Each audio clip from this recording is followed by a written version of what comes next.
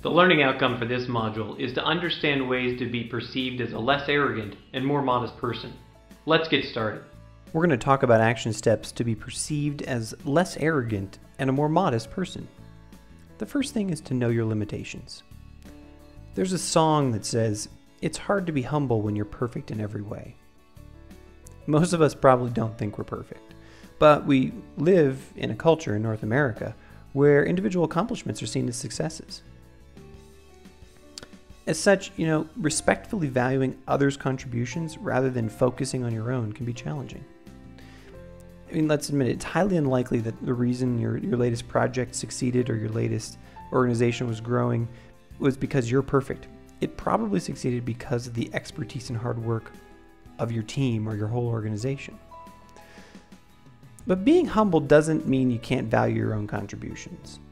Humble people are typically quite sincere. While arrogant people are more likely to have low self-esteem. So by all means, appreciate your skills and abilities, but make sure that you acknowledge your limitations and realize that the other people in the room can have an equal or greater contribution than you. You should make it a point to appreciate and acknowledge the talents of others, at least twice a day if you can. Next, recognize behaviors of humility. When someone makes a request you are willing to accept, say to them, "It'd be my pleasure to do that." Give others generous credit for their contributions and allow others to finish their sentences before you speak.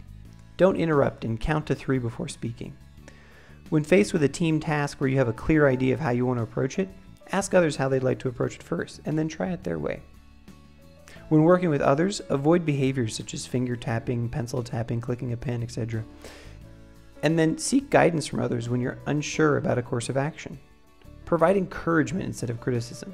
Serve others.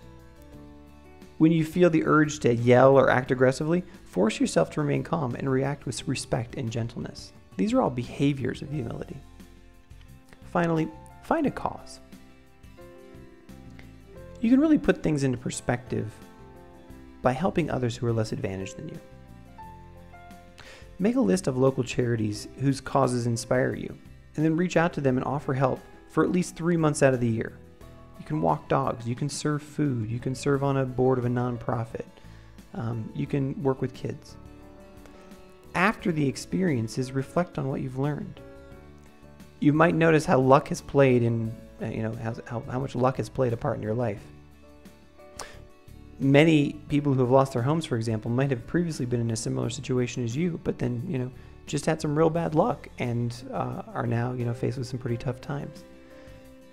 So the goal here is to get outside the box and help others to be able to reflect on just how good you have it and use that as a lever to understand how to be humble. We hope that you found this module on humility useful. Remember, there's a complete transcript of this video below, and there are downloadable takeaways that you can use offline. Also, leave us a comment below about how you're more humble today, or leave us a comment about how we can make this section better. Thanks.